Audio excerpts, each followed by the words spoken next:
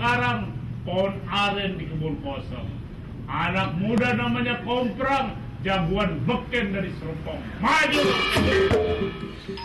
Wayang golek Betawi bertahan di tengah gempuran arus hiburan akibat kemajuan teknologi dan informasi.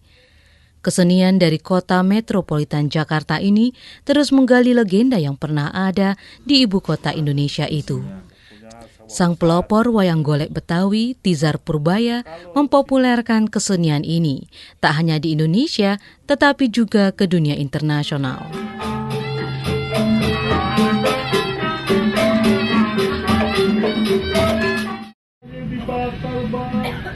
Cerita legenda dari Jakarta, si manis jembatan Ancol, dipertunjukkan Tizar Purbaya, si pencipta wayang golek lenong Betawi. Cerita ini tentang hantu wanita yang kerap mengganggu warga di Jakarta. Masih ada puluhan cerita lain dengan berbagai tokoh, seperti si Pitung, si Jampang, dan Nyai Dasima. Pertunjukan diiringi dengan musik khas Betawi, Gambang Kromong.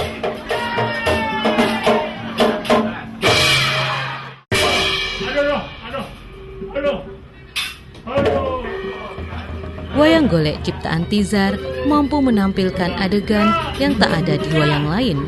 Misalnya, alis dan bibir yang bisa digerakkan atau adegan yang biasa dilakukan orang dalam kehidupan sehari-hari, seperti merokok atau menangis. Tizar yakin upaya itu bisa mendorong generasi muda di Jakarta mengenal akar budayanya. Banyak loh cerita-cerita Betawi yang sangat heroik gitu, yang perlu dilestarikan supaya anak-anak juga senang dengarnya.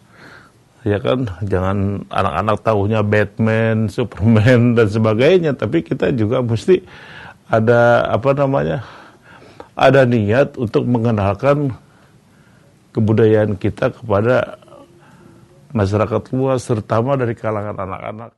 Figur SBY sih ya di samping 10 tahun lebih, Tizar menekuni wayang golek lenong Betawi. Sambutan pun mengalir dari banyak negara, seperti Amerika Serikat dan Jepang. Ia dan timnya pun kerap diboyong ke kedua negara itu. Di dalam negeri, Tizar kerap diminta beraksi di depan tamu-tamu negara.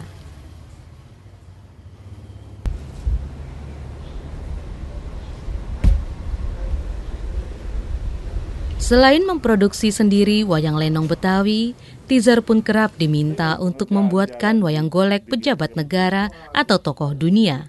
Ujang Yakub dipercaya untuk membentuk wayang golek Betawi dengan menggunakan kayu lame. Satu wayang bisa rampung dalam waktu 5 hari. Pak Tizar perlu wayang, umpamanya dia bilang, saya perlu wayang buat Mandorjun umpamanya.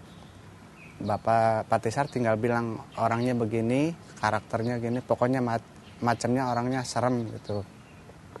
Ya saya tinggal ngebayangin aja orang yang sekiranya cocok buat dia, buat karakter wayang yang namanya Mandorjun itu, ya saya bayangin dulu, lalu saya bikin. Nanti juga dengan saya membuat itu juga bisa jalan dengan sendirinya. Di usianya yang ke-62 tahun, Tizar Purbaya terus berkarya. Penerusnya hanya satu, yakni Riki Purbaya anaknya. Alhasil, itu membuat proses kaderisasi wayang berjalan lambat. Selama ini hanya saya dan ayah saya yang main wayang golek Betawi. Nah, kalau kita udah pada pensiun, nggak ada lagi. Kaderisasi ini yang penting.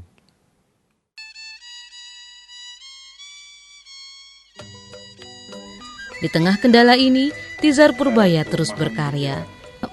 Ia hanya meminta agar pemerintah daerah juga gencar mensosialisasikan wayang golek Betawi pada pelajar sekolah. Dari situlah kaderisasi dalam wayang golek Betawi akan lahir.